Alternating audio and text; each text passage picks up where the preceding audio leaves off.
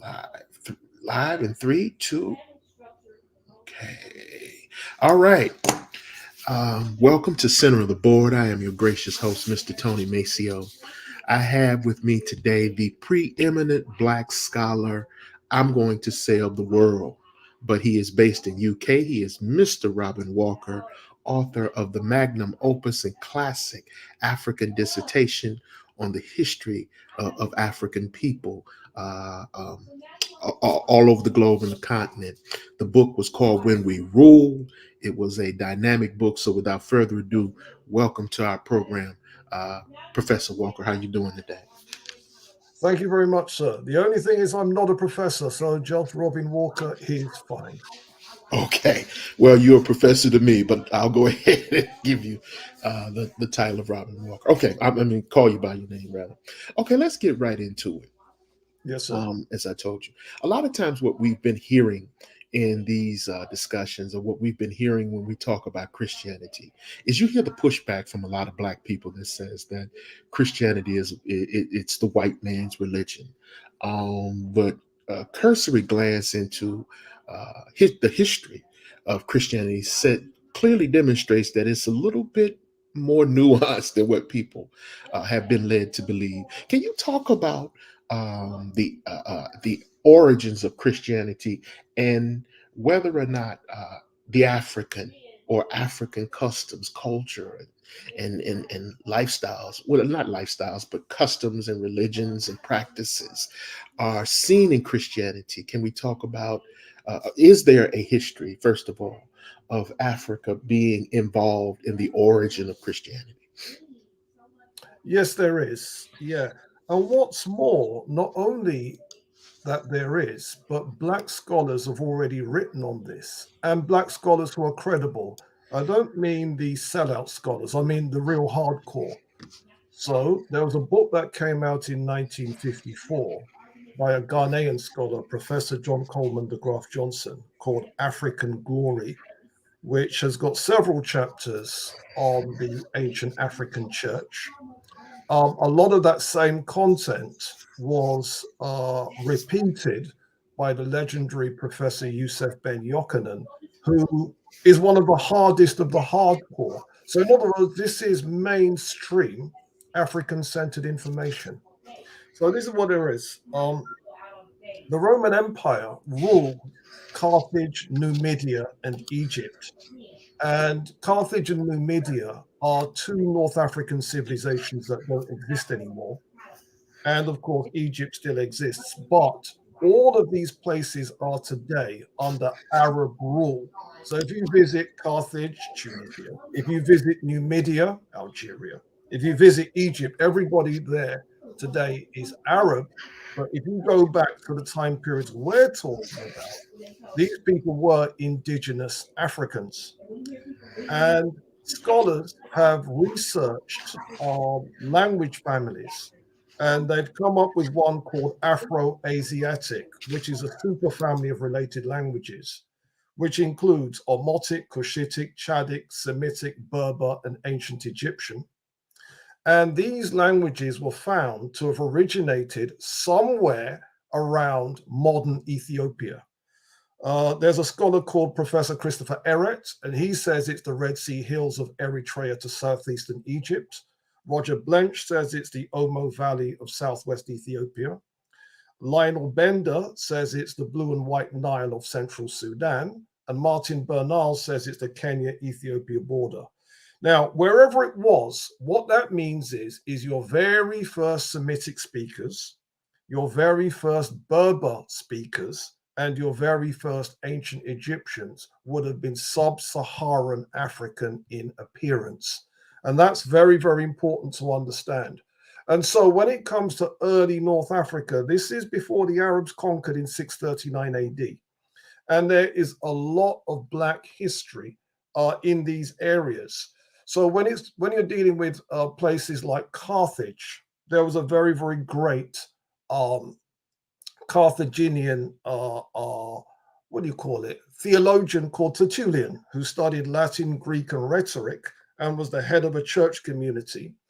And having been colonized by the Romans, Latin was the ruling language. He was one of the first writers in the Christian church to make Latin the language of Christianity.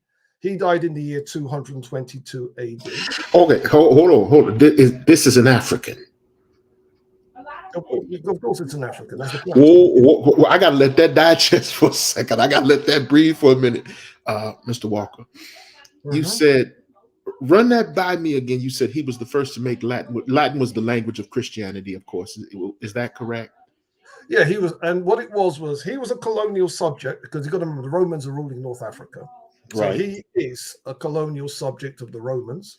Right. But he was able to take that and make Latin the language of Christianity, and he popularized it as. So, in other words, we have the idea of Bibles being in Latin.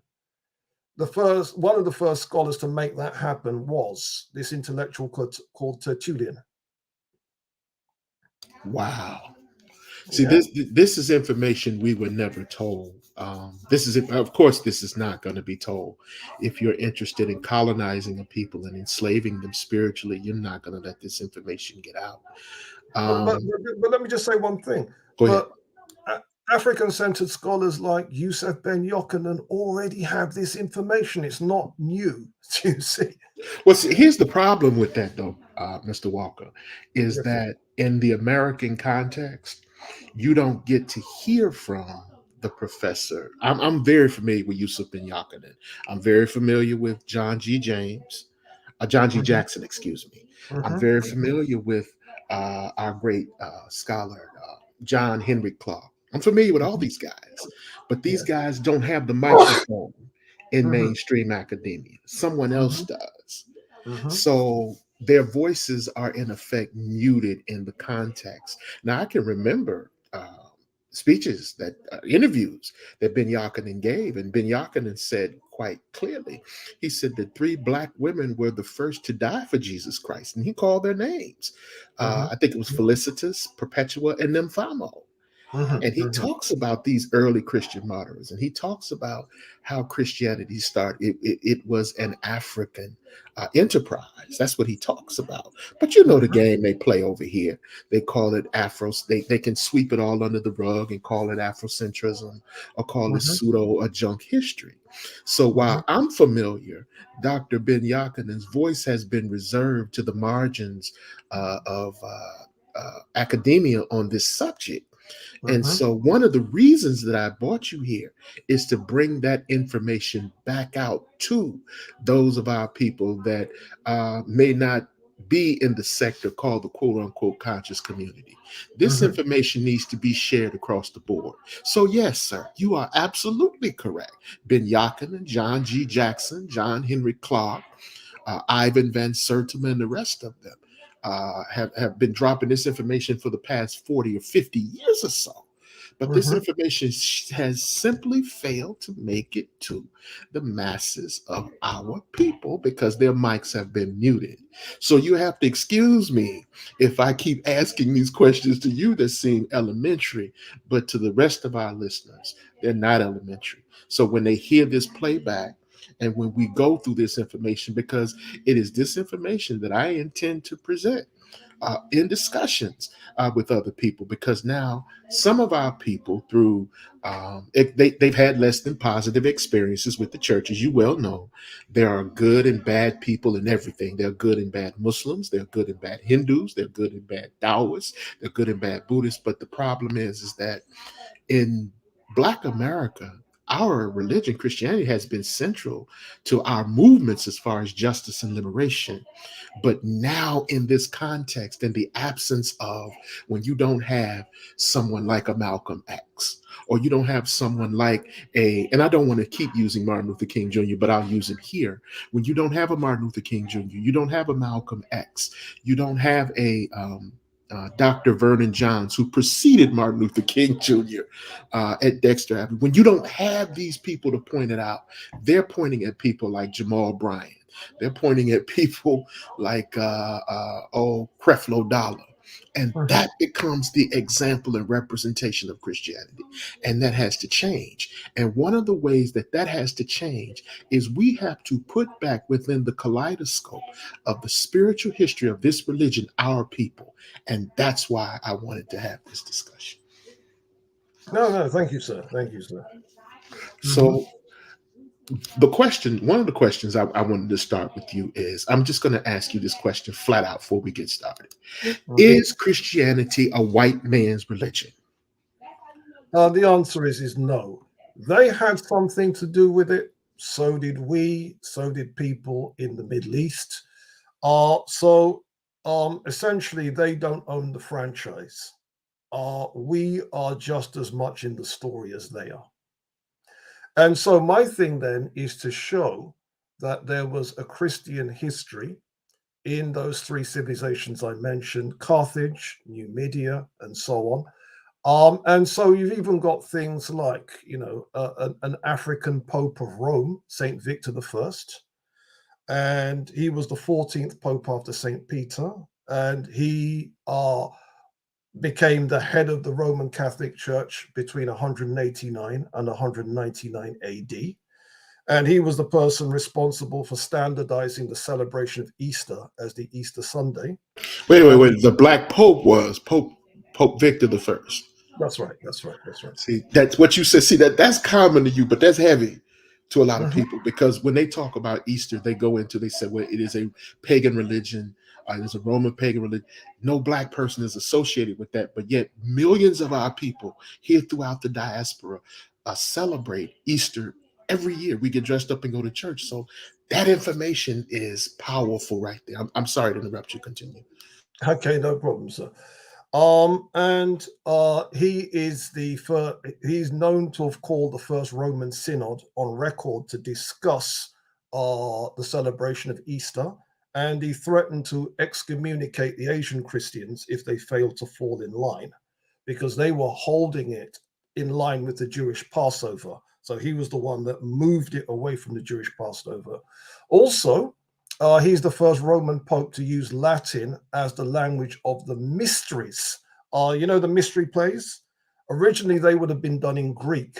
And again, he was the one that changed it over to Latin. And he is an African Pope, Saint Victor the First. We also have a Christian history in places like Ethiopia. I've just come back from Ethiopia, and they have a vibrant Judeo Christian and, for that matter, Islamic culture. As you already know, Ethiopia is some people say the first, some people say the second Christian country in the world. That was Christian then, and it's Christian now. And Ethiopia also has the oldest illustrated Bible in the world. The Bible is called the Abba Garima Gospels, and that has recently been redated. People think it was illustrated between 330 and 650 AD. That is the oldest illustrated Christian Bible.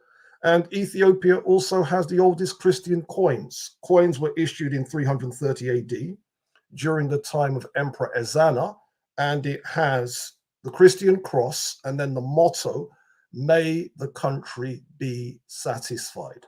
And that is making Ethiopia the second country in the world, people say, as the state religion, and the first Christian coins in the world, and the oldest illustrated Bible. So that's just to give you a little bit of an overview of the kind of history that Black people have in very early Christianity. Wow. Um, you do know I'm just going to tell you I'm gonna chop this up for dissemination and blast this all over social media because again we haven't been told this information by and large. I mean, just breaking it down the way you have here. So here's my next question. Um, are Christian practices synonymous with African practices? And here's what I mean: the concept of baptism, the Mhm. idea of the remission of sin or the redemption of sin. How closely related are those Christian concepts of baptism, of the judgment day, so if you will? the redemption of sin and the forgiveness of sin. How related to those principles are they? How related are those principles to African principles and to African culture? There is a whole bunch of scholarship where people have tried to address that very question. And what they've attempted to do is to compare what the ancient Egyptians believed and how similar or dissimilar is what the ancient Egyptians believed to what is now in Christianity. And again, this was an area that Professor Youssef Ben Yochanan specialized in. And but there's a whole bunch of scholarship going back to the 1790s. There was a French scholar called Monsieur Charles Dupuy who did a book called On the Origin of All Religious Worship. His disciple Count de Volney did a book called The Ruins of Empires. English scholar Godfrey Higgins wrote a book called Anacalypsis. And then by the time we get to 1907, Gerald Massey wrote a book called Ancient Egypt, Light of the World. And what he did was to compare the Gospels in Christianity and the Apocrypha, which are the books that are no longer used in Christianity, but they still exist, and compare them with the Book of the Dead, the ancient Egyptian Book of the Dead, and what we know about the ancient Egyptian religion as recorded by Roman scholars Plutarch and Macrobius. And he was able to write 215 pages of one-for-one similarity, including the presence of baptism. And so this whole idea then that Christianity is shaped heavily by ancient Egyptian beliefs, that's something that has been known in the scholarly world. I mean, the book I mentioned, Ancient Egypt, The Light of the World, is 1907. So none of this stuff is new. There was even a book by an American churchman called the Reverend Charles H. Vail, and his book was called The World Saviors in 1913. The World Saviors, in other words, not one, there's more than one, and the similarities. Another scholar that went there is the Reverend Dr. Martin Luther King. I have one of Dr. King's student essays where he said that when Christianity was born, there were other religions, he calls them mystery religions, such as Mithraism, the ancient Egyptian religion, etc., etc., etc., that had very, very similar concepts. And essentially, what happened was Christianity won out over the others. But in many ways, it was similar to the others. And so when you're coming to things like baptism and the idea of how you, if you like, combat sin, the main difference, though, between the ancient Egyptian belief system is that with the ancient Egyptians, you take ownership for not doing sin. So it's I have not thou shalt not. Does that make sense? Is that like the negative confessions? Is that the Absolutely. negative confessions? Yeah, yeah. Okay. So you take responsibility. It's not the deity laying it down and telling you you should not do this. No, you take responsibility and you say, I have not done this. Wow. Okay. All right. Moving right along. Mr. Walker, is Africa in the Bible? Yes, let me address that. Um, the Old Testament is set in Sumer, Canaan, Egypt, and Israel. Some other places as well, like Babylonia. Sumer on a modern map is Iraq, but the original Sumerians were actually thought to have been Cushites. The first scholar to decipher Sumerian was an Englishman. At the time, he was Colonel Rawlinson, and then by the time he published, he was Lieutenant General Rawlinson. And he was the first person to decipher Sumerian. And he said, wait a minute, this looks just like Cushitic. Cushitic is what's spoken in East Africa. Canaan is where Palestine stroke Israel stroke Lebanon is today. Egypt is, of course, Africa and Israel. Now, let me show you what these have to do with Africa. Check this out. When we deal with North Africa today, the population are Arabs, and they conquered the region in December 639 AD. And there is an Arab account of what they saw. And I'm going to read it to you. Know the land of Egypt when the Muslims entered it was full of Christians, but divided among themselves into two sects, both as to race and religion. The one part was made up of men about court and public affairs, all Greek, from among the soldiers of Constantinople. Their views, as well as their religion, were for all of the Melkite, and their number was above 300,000, all Greeks. The other portion was the whole people of Egypt, who were called Kipt, and were of mixed descent, among whom one could not distinguish Copt from Abyssinian, Nubian, or Israelite. Now let that sink in. When the Arabs conquered Egypt, Egypt was already under European rule, already been conquered, and those conquerors were the Greeks. But the indigenous population, you couldn't tell an Abyssinian apart from a Copt, apart from a Nubian, apart from an Israelite. Now just let that sink in. Wow. Wow. That's heavy. That's Right, now, heavy. on that same subject, let me drop a little bit of science. Okay. There's a newspaper article which appeared in the Israeli newspaper called Haaretz, and the article appeared 14th of November 2008, and it was by Ofri Ilani, and the article says, how white were the Israelites, ? Facial reconstruction may be surprising. And then there's the subtitle, and the subtitle says, Israeli anthropologist claims the subjects of the Kingdom of Judea look more like Black Africans. You're joking, right? You. So you notice how specific I'm being. 14th of November, 2008. Wow. Ofri Ilani, a Haaretz correspondent. So in other words, people can go check this. Wow. Wow. Damn. Okay. Next question. Whoa. Okay, moving on. Is it true or isn't it true that it was a Christian, an Ethiopian Christian emperor that gave shelter to Prophet Muhammad when he was fleeing from persecution in Arabia? Is that correct to say? Fact. Yeah, and his name was, I believe, Emperor Caleb. Yeah.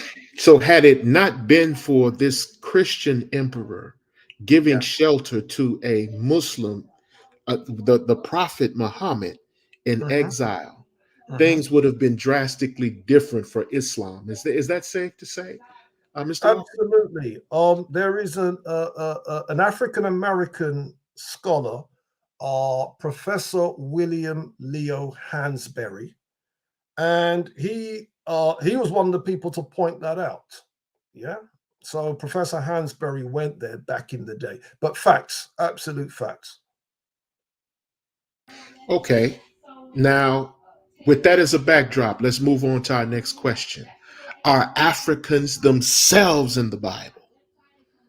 Okay, we can name some specific ones. Okay. For example, it is believed that Abraham impregnated an Egyptian slave called Hagar, and that is in Genesis chapter 16. The rabbis, this is now the Jewish interpretation, they say that Hagar is Keturah, same person, and they say that's Abraham's second wife. And in the Jewish commentaries on Genesis 25:1, that's what they say. Joseph is said to have had an Egyptian wife called Asenath. That's in Genesis 41. Moses had a black wife called Zipporah, daughter of a Midianite chief. She is thought to have been a black Arab. Exodus 2 has got that in there. The Queen of Sheba is the ruler of Ethiopia and Yemen.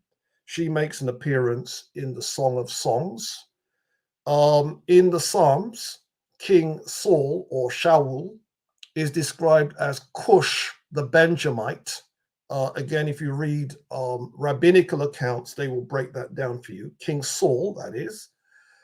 Zephaniah, the prophet, is described as the son of Cushi. Cushi means the Cushite. Does that make sense? And, Indeed, it does. and according to the Muslims, the Christians don't say this, the Jews don't say this, but according to the Muslims, Moses was a black African. Wow. So this is a hell of a lot different than the image that's painted here in the West, because people associate, and I guess rightly so, Christianity with as a religion of the slave master. Absolutely, But absolutely. then when you actually look at who's involved in the Gospels, when you look at these examples, Dr. Ben talked about the first martyrs for Christianity being black women, Yeah. Felicitas, Perpetua, and Nymphamo. He talked about that.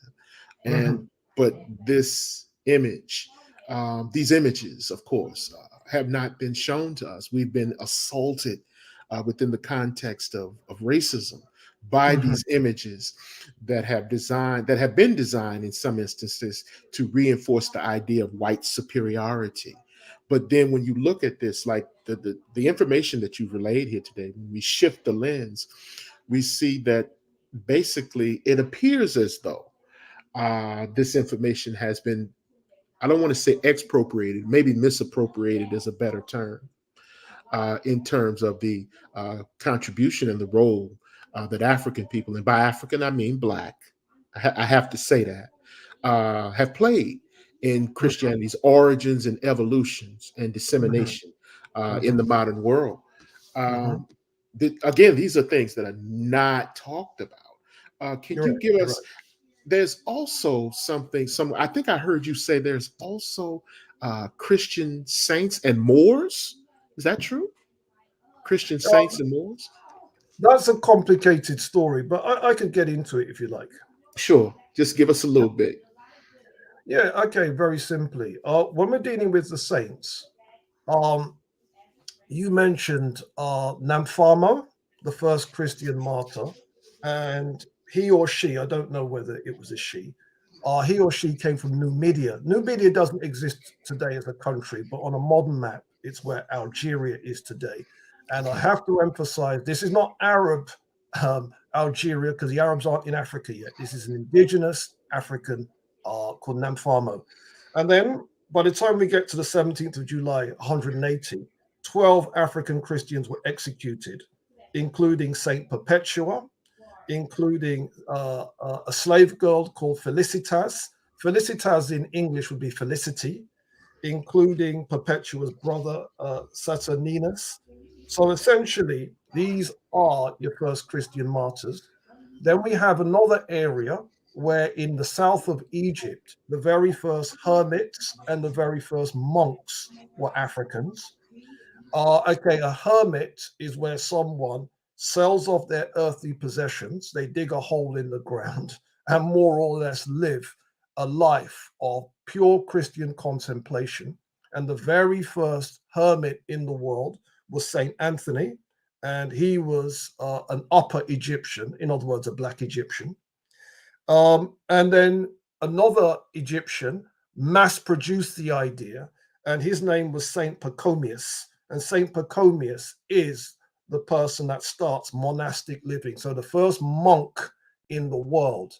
And the monks used to live by the code written by Pachomius, and it's called the Rule of Pachomius.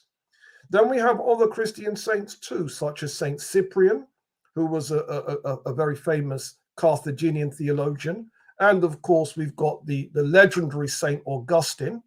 And St. Augustine is the greatest of the church fathers since people like St. Paul and all the rest of it. And he was an African. Wow. So basically, we've been live for about 30 minutes, a little over 30 minutes. Yes, sir. What you're saying, in essence, is that the images that we have become accustomed to on our Mhm. walls, for better or worse, the images are incorrect. Is that Yeah. safe to say? But I'm not saying everybody's black. Yeah, I make Right. the point that we are in the story. Europeans are in the story. People Right. from Asia Minor are in the story. Yeah. Right. But the Absolutely. main point is we're in the story. That's the point. Got you. Got you. Okay. So here's my next question. When we talk about Christianity, Mhm, a lot of times we talk about Christianity from the context of conquest. And mhm, that's how people filter the lens of Christianity through the modern era, through the eyes or through the lens of conquest. And we never mhm, talk about um, a kind of liberation theology that's mhm, also very uniquely expressed by a mhm. lot of Africans. You talk about in your book, When We Rule, you talk about an African, I believe she was a queen or an African monarch, and Mhm, you state in your book, When We Rule, you said her position was that the Congo is the Holy Land, mhm, mhm, God mhm, is black, and I mhm, think you stated a third factor there. Talk a mhm. little bit about who this woman Yeah. was, Uh, and talk about, I mean, because this ideology about God being black, this is a few days before Elijah Muhammad's Nation of Islam. Yeah, you're right. The person we're talking about, she was a Congolese aristocrat. Because a lot of people in Congo, when they had been converted to Christianity, they took on European names. So some people know her as Donna Beatrice, which is the European name. Other people know her by her African name, Kimpa Vita. And she was active in the Congo in the early 1700s. And she was the Black liberation theology. She was the Honorable Elijah Muhammad hundreds of years before the Honorable Elijah Muhammad. And there are people today in Central Africa that still venerate her even now because of her role as a revolutionary Christian. And so, yeah, there's a whole story there. And then when it comes to African Americans, people like the legendary Richard Allen of the African Methodist Episcopal Church, calling Africa for Africans. And then you had people like Bishop Henry McNeil Turner talking about Ethiopianism. There was a whole uh, uh, uh, Black pride movement coming out of the church that a lot of people just aren't talking about. So what it means then is while Christianity was certainly used as a tool of brainwashing to create black coconuts, that's not the only story that there is when it comes to black people and Christianity. And There's a lot. that's what I wanted. That's what I wanted told. I want the other story. I'm sorry. Go right ahead. Continue. Yeah. Okay, so let me plug a book. This book here is called Ethiopianism. Can you see it? Yes, sir, I can. Ethiopianism, the Forgotten Movement, and it's written by one of my business partners, Danny Thompson. And this was something that he submitted for one of his history papers. And what it does is it tells a story that most people have no idea happened. And let me point out some of the facts. So, what you had then was churches coming into being, and they started with the African Americans, where God in human form is black. That has been misportrayed as white. This is what the doctrines are. Blacks should direct their own religious and secular destinies. Ethiopia is the symbolic home of all Black people and the roots of their cultural and historical legacies. This gives Black people a direct claim to ancient civilizations and history. God will intercede on behalf of Blacks against oppression, and Blacks are a noble race brought low by white oppression. And you had people teaching this, beginning with the likes of the Reverend Richard Allen, and then you had legendary people such as David Walker. You're familiar with David Walker and Yes, the 1829, the appeal. yeah, Yeah. where he highlighted the hypocrisy and cruelty of America's enlightened white Christians. And he talked about the special relationship between Blacks and God and the divine mandate. And so he was talking this kind of stuff. And then these ideas were going to influence the Honorable Marcus Garvey. And Marcus Garvey was going to be a very, very powerful person who influenced Rastafari, influenced the Moorish Science Temple, influenced what was going to become the Nation of Islam. And legend has it that Marcus Garvey brought back from Ethiopia the Ethiopian Coptic Church and brought that to the African diaspora, where it became known as the African Orthodox Church. And Bishop Alexander Maguire was sent to Ethiopia, says legend. Some scholars say it didn't happen that way, but that's what the legend says happened. And let me just give you an example. Have you heard of a politician called Mayan Francis? Yes, yes. I vaguely heard that name before. Yes. Okay. In Canada, Canada is made up of, I think, 15 provinces. And she became the head of state of one of those provinces, the province of Nova Scotia. Ah, okay. Okay. Okay, well, Google her because she was the first African Canadian to hold that position. And her father was a member of the African Orthodox Church, that same church that you can trace back to Bishop Alexander Maguire and the mission that he was given by the Honorable Marcus Garvey. And so there is this grand story, this proud story of Christian Black pride that most people have no idea ever happened. Wow. Except for right now. Except for right now on center of the board on this program. Mhm. Um, Another question here. A Christian Enlightenment philosopher that preceded Hobbes, Locke, Rougeau, and the rest of them. Mhm. Uh, the Zera Yacob. Mhm. Who was he? Talk about who he was and his faith and his philosophical musings on God and his philosophical musings on European colonialism. Because of the time he was writing, European colonialism wasn't a thing because he's writing in 1630 odd. He was basically an Ethiopian philosopher and he lived in a cave. And so while he was in the cave, he was philosophizing, philosophizing, philosophizing. And then he dictated his thoughts to his student. And then that dictated thoughts became known as a book called the Hatata.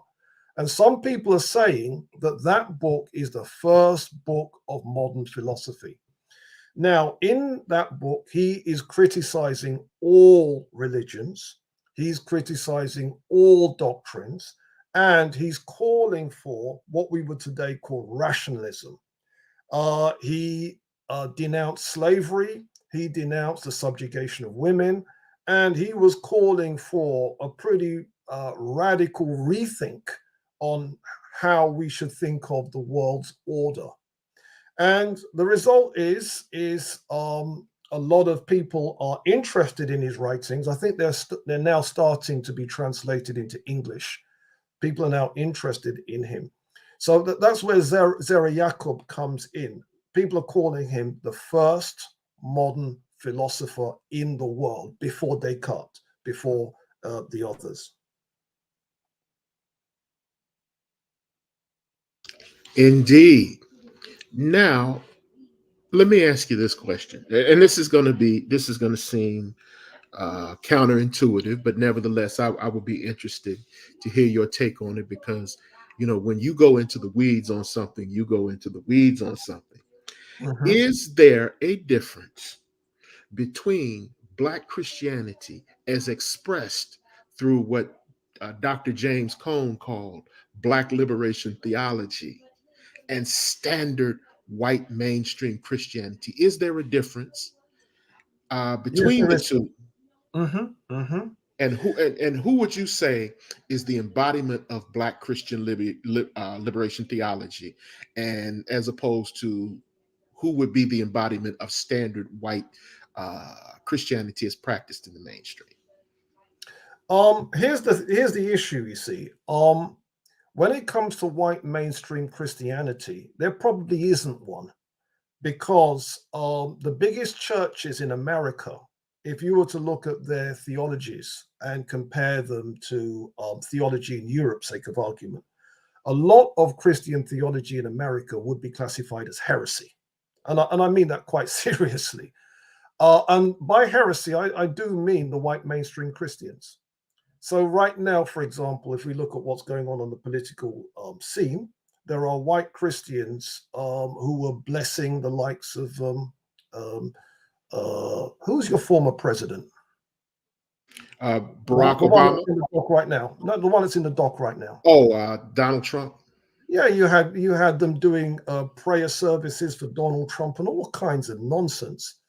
So a lot of what the Christian theologians call what they call them, the silent minority, people like Pastor Hagee and these type of people, a lot of that would be classified in Europe certainly as heresy.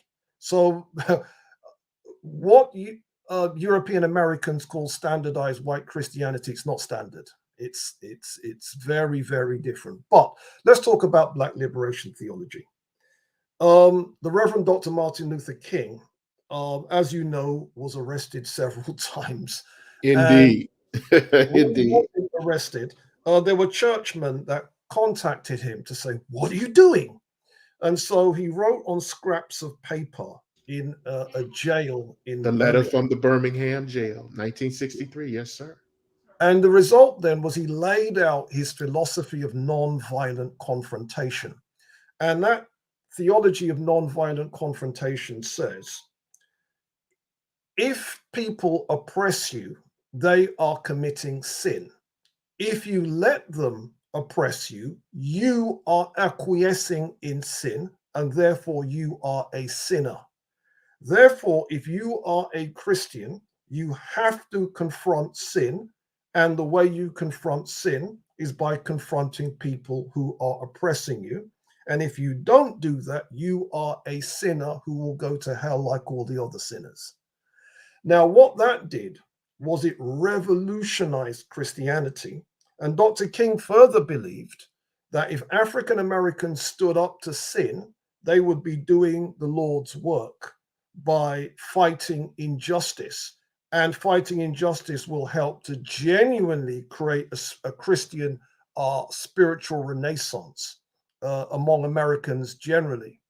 And then that theology was then taken up by the likes of the Reverend Jesse Jackson and, of course, the Reverend Al Sharpton. Now, Dr. King's ideas went on to influence the Reverend James Cone.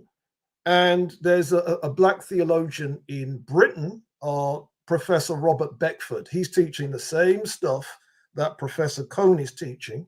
And Professor Beckford is training a generation of Black theologians in Britain to teach the same ideas that Cone is teaching.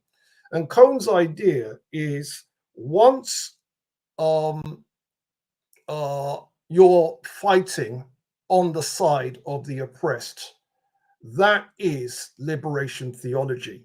And then this then influenced the Reverend Albert Cleage to create the Shrine of the Black Madonna that taught that Jesus was indeed Black. Christianity was indeed a stolen legacy taken from Black people. The white Christian church is the Antichrist, which, by the way, is a view that I subscribe to. Christianity has been perverted by the teachings of Saint Paul, whereas it should have been based on the teachings of the Old Testament, which is an eye for an eye, a tooth for a tooth. The next evolution after Albert Cleage is our Professor Yusuf Ben Yochanan, and he did a book called Our Black Seminarians Without a Black Theology, where he called on Black churchmen to embrace the ancient Egyptian heritage and bring that into the teaching of the church. And I am aware that some of the African American churches, some of the more radical ones, have actually done that. So we have to shout out Professor Yusuf Ben Yochanan. And then Black liberation theology has gone on to influence Latin American liberation theology, where you've got Latin American priests on the side of the revolutionaries, on the side of the guerrillas, fighting against right-wing governments that have been installed by the United States, the CIA, and that kind of thing. So you can see then how Black liberation theology has evolved. Let's talk about, and that's a brilliant segue into a wonderful segue, I should say, into where I want to go with this. Let's look at the people that would perhaps be non-traditional, excuse me, Mhm, non-traditional Black liberation theologians. mhm, People like uh, Adam Clayton Powell, mhm, Senior, the great Adam Clayton Powell. I had the opportunity, I was blessed to interview Adam Clayton Powell's son on this mhm, channel. I'm going to have him back here in the next couple of days. But mhm, uh, what is Black Black liberation theology, excuse me, as extolled by people like Adam Clayton Powell Jr., as extolled by people like Malcolm X, as extolled by people like Reverend Albert Cleage, the Shrine of the Black Madonna in Detroit, as extolled by people that take a little bit or take a Garveyist perspective of Christianity, because Garvey is reported to have said that because it is human to see everything through the eyes of one's spectacles, and that means mhm, God himself, God in some sense himself must be black, and as others mhm, worship God as they see fit, let us filter him through the lens of Ethiopia, which is where mhm. we came in on when we started this discussion. Talk about some of these Black Christian activists and Black Muslim activists that fit within the Black liberation theology perspective in prison. Okay, some of the people that you've mentioned, such as the Adam Clayton Powell, I've never studied him, so I can't. I mean, I know who he is, but I can't speak to his theology. But some of the others I can speak to. All right, so with the Honourable Marcus Garvey, he had this idea that Black liberation, or as he called it, universal Negro improvement, has to be based on four principles. And the four principles, there would be a political principle called race first. There would be an economic principle based on the teachings of the earlier great African American, the sage of Tuskegee, Booker T. Washington.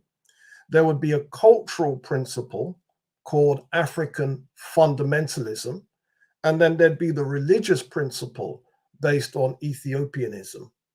And essentially, what Garvey did was, legend has it that he sent the Reverend um, uh, Alexander Maguire to bring that Ethiopian thing. Some people say it wasn't the Ethiopian thing that he brought. Some people say it came out of the Greek thing. But whichever be the case, bring something more authentic to the African American people and to Black people elsewhere.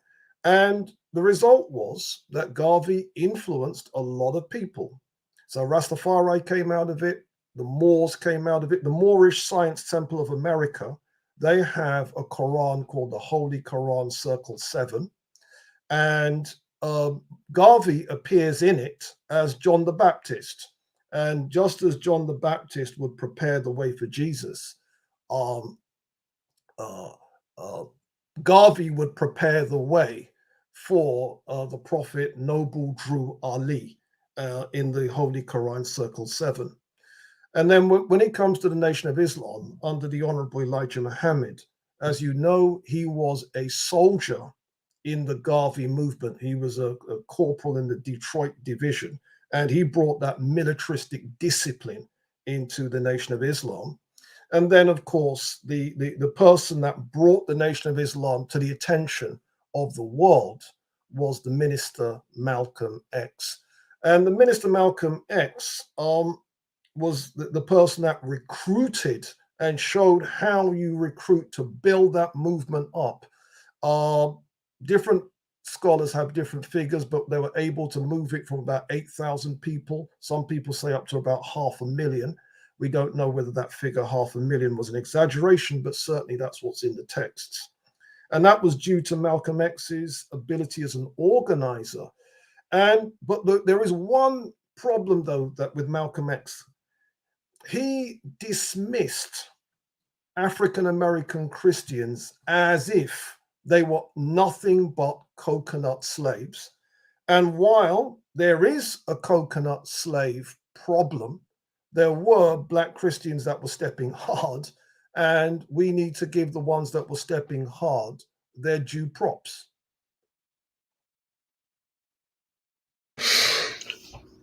Well, okay.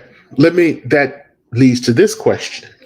Uh-huh. If we look at, as you say, those that were stepping hard, Uh-huh. what instantly comes to mind is people like, let's say, um, I, Nat Turner, Uh-huh. Denmark Vesey, Gabriel Prosser.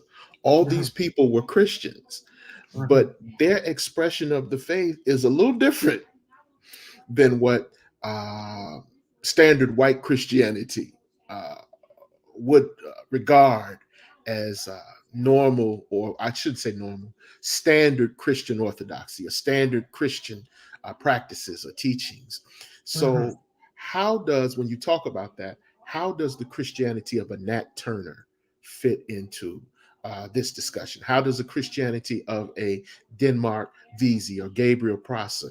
And I would argue that there is a heavy Christian influence in the Nation of Islam, despite the fact that they're Muslims. Elijah Muhammad had come from the Christian tradition. Uh-huh. Malcolm X had come from the Christian tradition.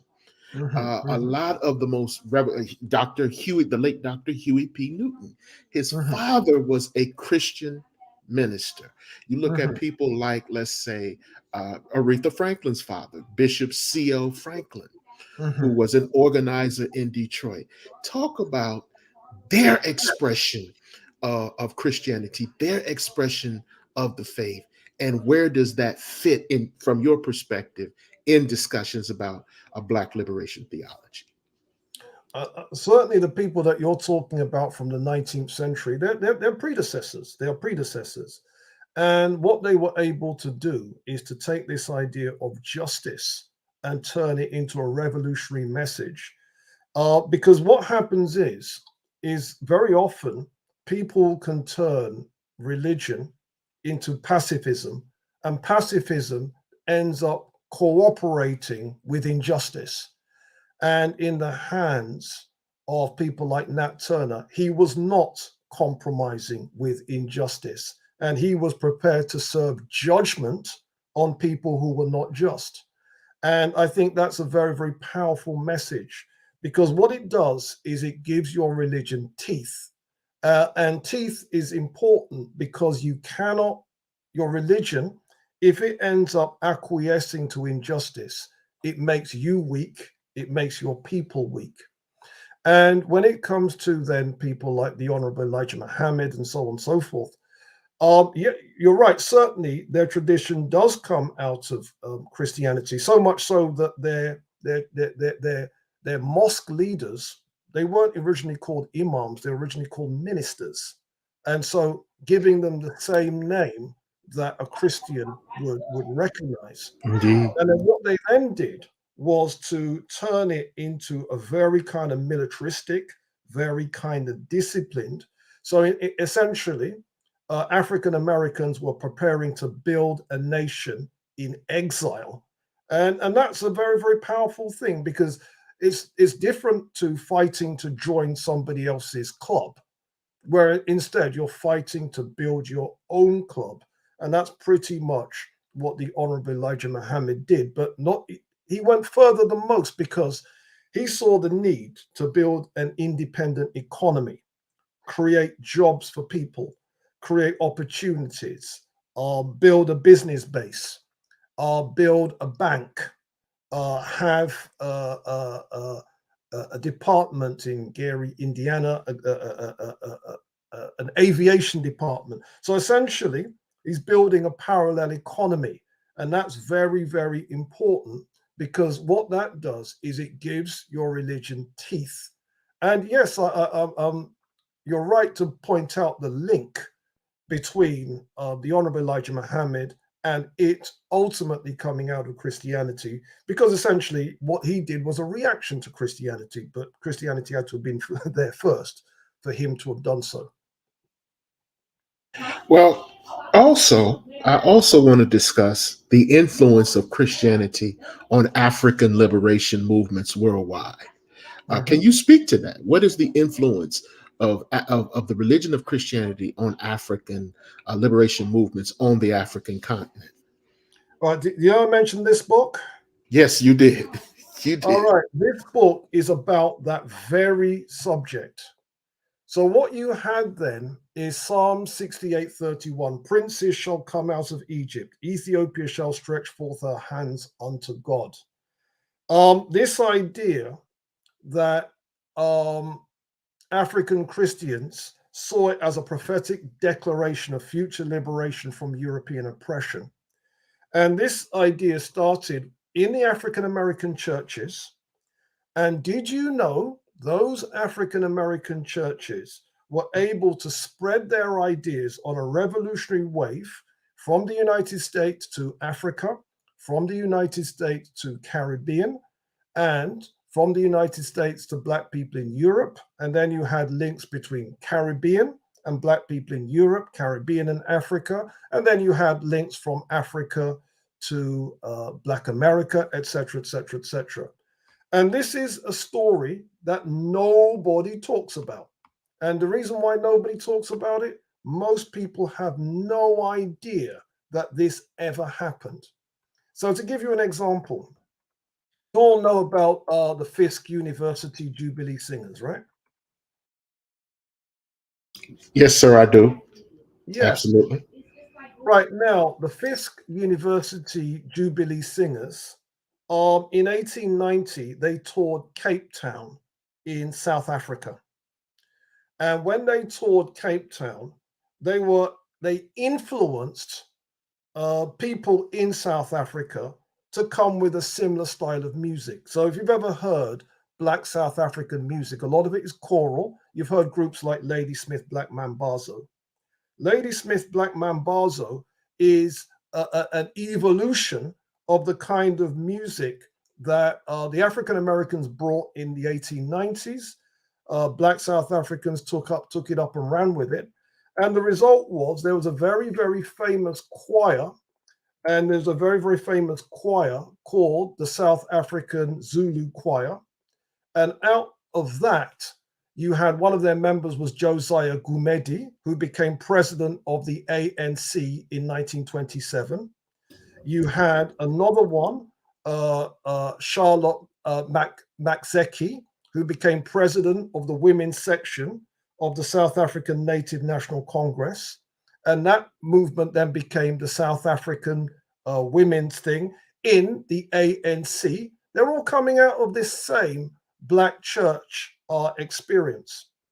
Um, when Africa was completely colonized, as it was, by the time we get to the year 1900, you had London, England, becoming the center of the Pan-African movement. And in London, you had people meeting to start Pan-Africanism. You had a Black South African woman. Her name was Alice Kinloch, and she met with the Trinidadian lawyer, Henry Sylvester Williams.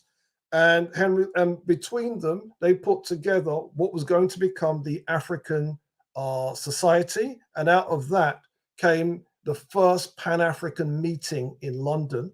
And then at that meeting, you had African Americans at that meeting, such as the legendary W.E.B. Du Bois. And most people don't know that this was all influenced by Ethiopianist ideology. So, in many respects, what was going to become the Pan-African movement had its origins in the Ethiopianist church movement and the links that the African Americans started, spreading the ideology to the Caribbean, spreading it to Africa, spreading it to Black people in Europe, etc., etc., etc. And so it's a story that most people have no idea ever happened, because a lot of people are still under this idea that if you are a Black Christian, it must mean that you're a coconut. Well, that's one of the things that one of the streams of thought that I've been constantly in opposition against.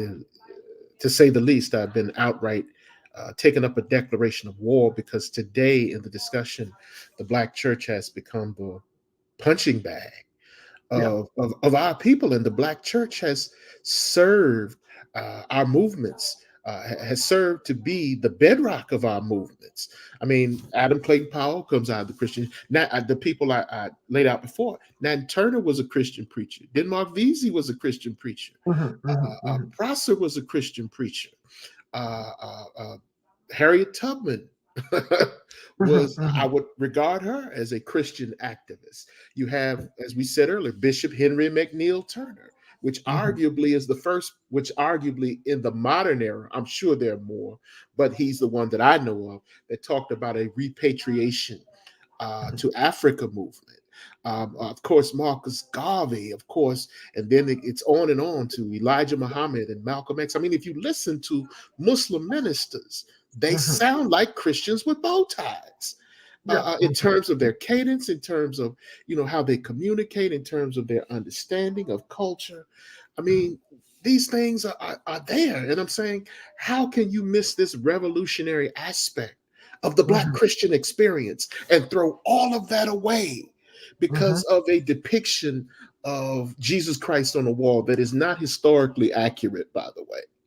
Indeed, Okay. indeed. But the main thing is that this is why we have to challenge the imagery. But yeah, I mean, what you said there is absolutely spot on. All right, let me give you a sound bite from this book. Have you heard of John Chilembwe? No, I've never heard of him. Okay, Never heard of him. John Chilembwe. He was from Central Africa. An area at the time was called British Congo. Later on, it's called Nyasaland. I think it was today be called Malawi. And he traveled to the United States, where he was trained by the American Negro Baptist Seminary.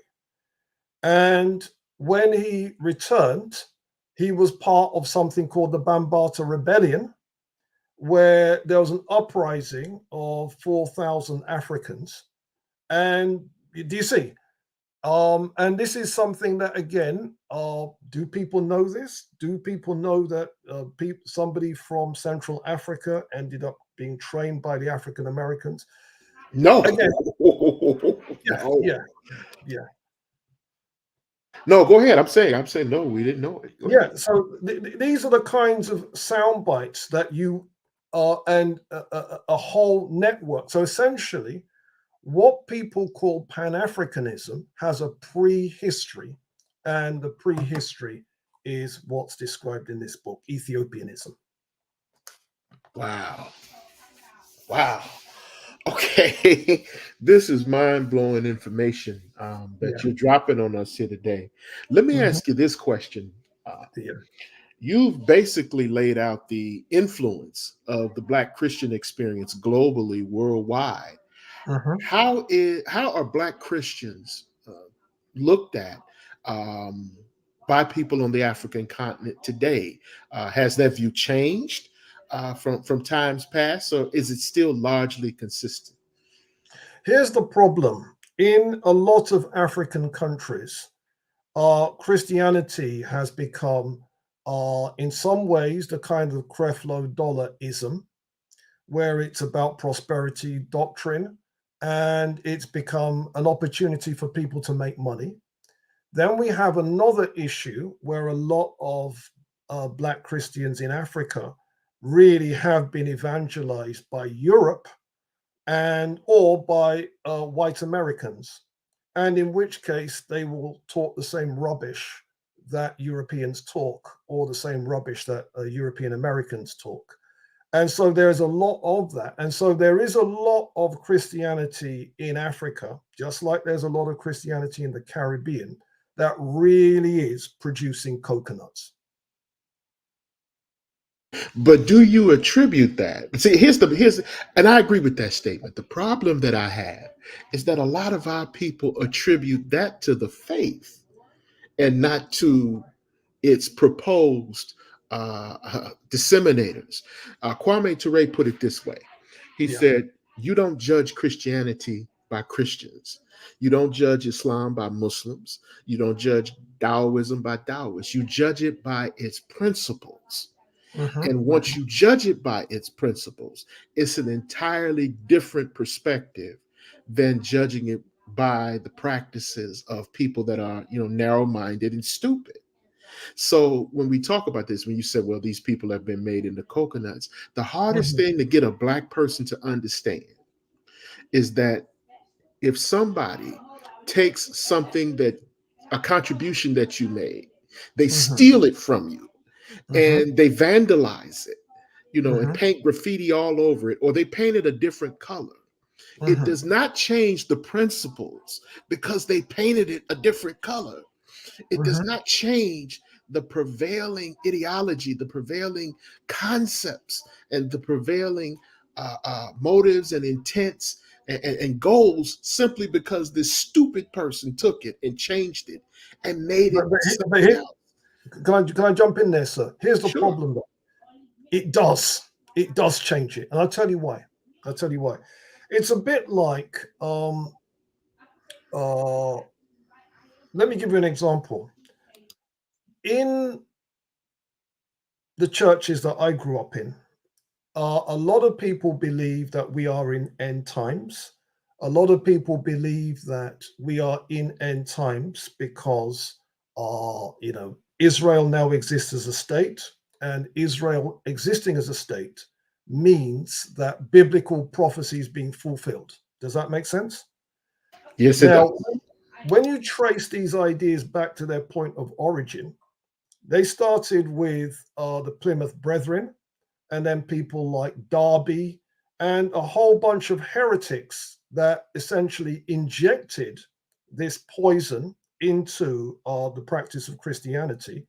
And the result then is white American Christians believe this poison. And this is why you've got white Americans who are 1000% behind Israel, because their interpretation of the Bible, which they don't realize is heresy, says so. Does that make sense? And Yes, so, but here was my point though. That's not the authentic teaching though.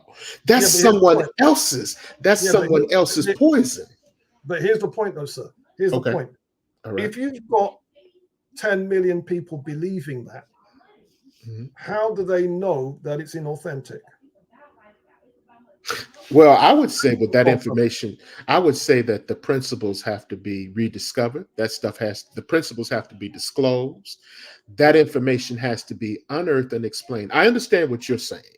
Okay, Mm-hmm, because it's almost like the old adage that, okay, if you take 10 people and start at one end of the line, and if you repeat something to one person, by the time it gets to the other person, it's yeah, totally different. I mean, I understand that. But what I'm yeah. saying is this: I can't give up Martin Luther King Jr. I can't give Mm-hmm, up the teachings. I can't give up his expression of the mm-hmm, faith just to say Christianity is a white man's religion. I can't mm-hmm, give up the beauty of Adam Clayton Powell and what that man contributed to our struggle to give mm-hmm, white Christianity wholesale to white people. I mm-hmm, can't give up Albert Cleage. I can't mm-hmm, give up Nat Turner. All the people that I call simply mm-hmm. because someone injected some poison into the Kool-Aid that has Yeah, warped the minds of the masses of white people, that have warped the minds of the masses of black people. yeah, yeah. So I understand your position, but I Mhm. still have to come back to that's something else. Yeah, That's but here's something the else. problem though. The problem is when you have people who sincerely believe poison. That's the problem. And unfortunately, that has happened. Now, it doesn't mean that the mess can't be cleaned away, but we do have to accept the fact that the mess is there. And this is why you do have a situation where a lot of people that claim to believe in Christianity, I classify them straight out, the Antichrist. Yeah. And I have no problem saying that, because if you look into the various Christian churches that bless the slave trade, that bless colonialism, that is the Antichrist right there. And Agreed. just because Agreed. you've got some honest people in a corrupt organization doesn't change the fact that the organization's corrupt. Indeed. Indeed. Yeah, Well, if the organization is corrupt, again, I'm going back to Carmichael's point. yeah, The yeah, organization may be corrupt, but that's not the principles, yeah. number one. And Mm-hmm, number two, that corruption is not the story. And mm-hmm, that's my mm-hmm. position. When you Yeah, point out those African saints, when you mm-hmm, point out the interrelationship between the Black Christian Church, the history of the relationship between the Black Christian churches and the an institution like, let's use what's the South African Zulu Choir. When yeah, you yeah. point that out, when you point out someone like HS. What's his name? Williams, H.S. Williams. Williams, Mm-hmm, and you point out Marcus Garvey. These mm-hmm, people, to me, are mm-hmm, the very essence and embodiment. You said something earlier, sir, during this discussion mm-hmm, when you were expounding on King's Christian views, which mm-hmm. goes something. I'm paraphrasing here. You said that if someone is oppressing you, if you cooperate with your oppressor, you yourself become a sinner. if Correct. if you exist under the sin of oppression and you cooperate with the oppression of sin, you have become a sinner. Yeah. That to me is a principle. So yes, I can understand why you say, okay, the institution has been corrupt. What Mm-hmm, I'm saying in my position is that that's not the institution. It's the corruption as embodied by the spread of a virus. Of course, mm-hmm, some people are going to honestly push mm-hmm. these positions. They say that there's nothing as frightening as sincere ignorance. I mean, Absolutely, I get absolutely. that part, but what I'm saying here is Mm-hmm, is that a if we know the truth, mm-hmm, mm-hmm. we can't be led by a lie. True. If you have situations like, let's look at um, aspects of military science as it relates to guerrilla warfare. It Mm-hmm, always mm-hmm. starts with a few people. It Yeah. always starts with those people that say, nope, that's wrong. That's Mm-hmm, wrong. Regardless of whether or not they believe them, mm-hmm, that's mm-hmm, not the principles under which we labor. That is not the Christianity that we're mm-hmm, willing to accept. mm-hmm, Right now, there is a Black church paying mm-hmm, somebody's rent, Mr. Walker. mm-hmm. There's a Black church right now dealing with social inequality and social injustice, in Mhm, spite of all these millions of white people who tend mhm, to hold a contradictory view or expression of Christianity. mhm, Let me explain to you mhm, what I mean here. mhm, For the longest, I couldn't understand because I grew up in the Baptist church. I mhm, couldn't understand why the Black ministers always their sermons were always rooted in the Old Testament. mhm, mhm, Whereas if you went to white churches, it was mhm, always the New Testament. mhm, And then mhm, I had an opportunity to listen to Dr. Cornell West. mhm, And he stated that, he said, now, the reason that is the case was that mhm, the Old Testament those are books of liberation. mhm, mhm, Whereas the New Testament is looked at as a book of dominion, control, and expansion. mhm, And then mhm, it became clear to me, okay, these Black Christian ministers are in a way radicalizing us through their mhm, sermons, as opposed to something you may get from a white mainstream church or a white non-denominational church. So when we mhm, put that in the context of our discussions, I'm mhm, saying that in spite of this poison, in spite of the corruption, mhm, I'm saying that you don't throw away the principles and you don't throw away the foundation, because that sustains us. And mhm, that's my point. So even though you have millions of ignorant white people that mhm, absolutely believe that, I think it was around the early 1600s when they said that it was incompatible for us to be Christians and slaves. mhm, And so mhm, they had to find a way to harmonize that. They said, well, yeah, they're Christians, but they're Christians of a lower order. So mhm, that way, in that manner, it's not inconsiderate. No, no, no, no. That's something you came up with. mhm, That's mhm, something, and the faith should not bear the burden of your ignorance.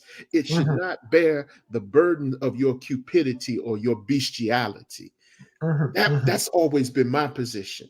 And mhm, the exemplars of the faith are the people like Cleave, King, Powell, mhm, Malcolm X, Elijah Muhammad, and others. So mhm. what I'm saying is, for me and for people like me, white people's adoption and corruption is not the end of the story for us.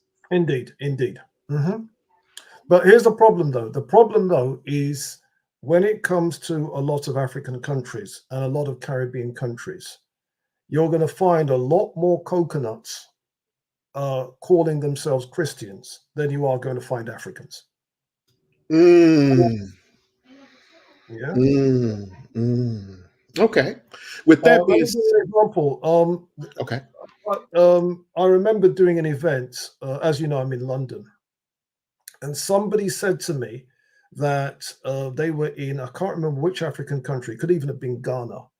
And there was a saying that someone was on their way to church and they saw a white person and they went home after seeing the white person. They didn't get to church, they were on their way, they saw a white person, they went home. And then when asked, why did you go home? And they said, well, they've seen the face of God already. Wow. Let that sink in. Mm, Let that sink. Let it take as much time as it needs to sink in.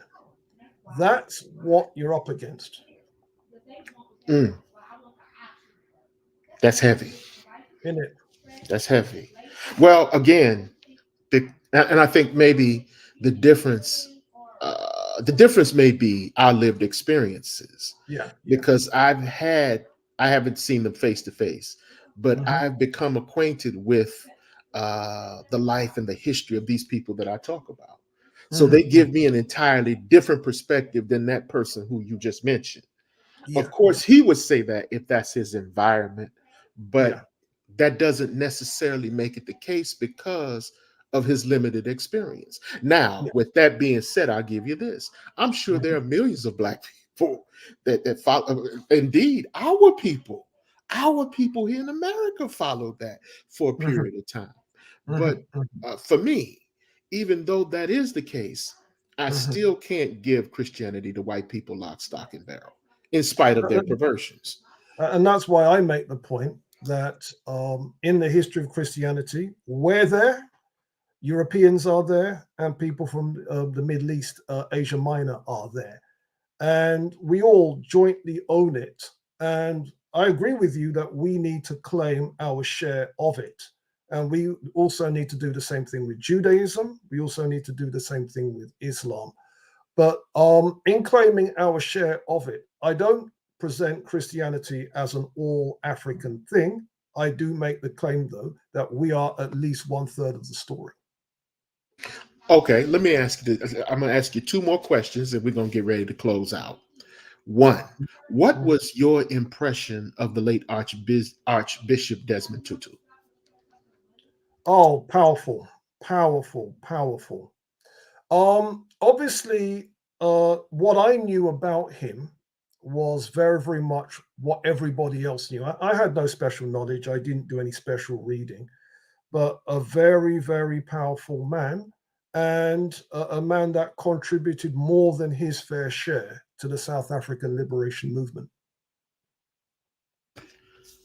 What was your assessment of what the man that has been called South Africa's version of Martin Luther King Jr., Stephen Biko? Oh, he is the founder of um, uh, Black Thought, Black national. You see, what Steve Biko did was he worked with the students to undermine tribalistic thinking and replace tribalistic thinking with a pro-Black thinking. So the Black consciousness movement and the various branches of the students, he created several branches of the student movement. And it was the students that were able to uprise. There was a protest that the students did where the police shot between 176 students and 700 students. Do you know about that? No, I don't. Please Yeah, yeah. enlighten me. That was a very famous protest that the Black South Africans did. And it wasn't Steve Biko that specifically organized the protest, but it was his teachings that inspired it. And there was a young man called Hector, I can't even remember his surname, who got shot. And there was a famous photograph of him um, um, him being carried by another member of his family, having just been shot during the protest, because it was that got the students, young people, out to protest, because the apartheid government was trying to force them to be taught in Afrikaans. Afrikaans is the language based around Dutch, and they wanted to use Afrikaans to teach Black students, and the students weren't having it. They organized a protest, and having organized the protest, the police shot them. And yeah, very powerful thing. And indirectly, Bantu Steve Biko was the person that influenced that. Okay. So well, I got this question. What do you say to people? I've heard your lectures, right? I've heard your lectures.